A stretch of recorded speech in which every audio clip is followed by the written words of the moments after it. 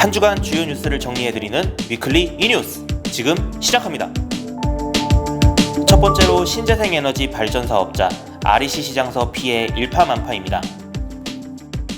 신재생에너지 시장의 폭발적인 성장으로 REC 공급량이 크게 늘어난 가운데 주 수요처인 공기업을 중심으로 한 불공정한 거래 행태가 만연한 것으로 나타났습니다.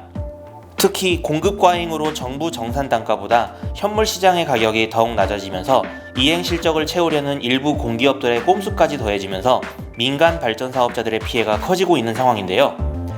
이에 태양광 발전 사업자들은 공기업들은 정부 단가보다 낮은 현물 시장만 찾고 있어 가격 보호는커녕 제대로 된 수요 확보도 되지 않고 있다고 토로하고 있는 상황입니다.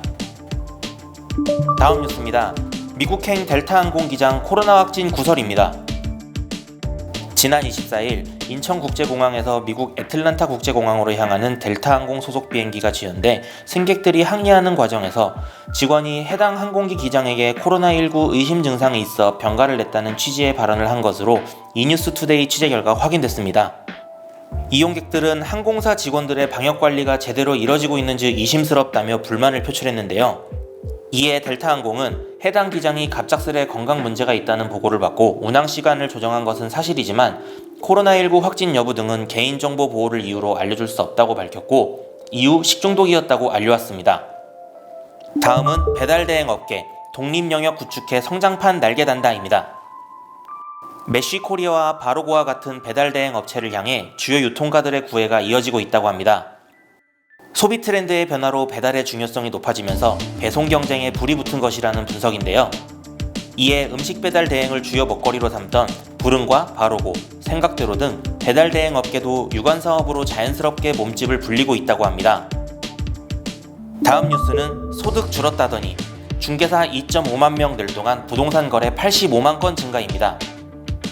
25일 한국부동산원과 통계청에 따르면 전국 개업 공인중개사 사무소가 7년 새 약 2만 5천 곳이 증가했고 같은 기간 부동산 거래 건수는 약 84만 5천 건이 늘어났다고 합니다. 중개소당 연간 평균 거래 건수도 30.9건에서 31.7건으로 증가했습니다. 이는 업계가 코로나19로 생계에 어려움을 겪고 있다고 주장한 것과는 상반된 수치인데요. 이에 업계는 집값 상승과 거래 폭등에 의한 일시적인 현상이라며 중개보수 정책에 보다 장기적인 시점으로 접근해야 한다고 목소리를 높이고 있습니다. 마지막입니다. 금리 오르고 대출길 막히고 세입자들 고통 가중입니다. 최근 LH농협의 신규 부동산 담보대출과 전세자금 대출 중단을 시작으로 은행들의 대출 중단 사태가 잇따르고 있어 주택 구입을 앞둔 실소유자들과 세입자들의 불만이 가중되고 있는데요.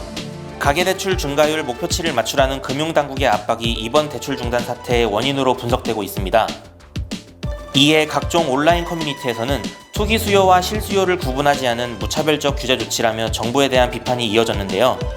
금융당국은 이번 일부 은행의 대출 중단 조치가 다른 금융회사들에게까지 확산될 가능성은 매우 낮다고 진화에 나섰지만 당장 내 집 마련 자금과 전세 보증금이 필요한 실수요자들의 불안감은 커지고 있습니다.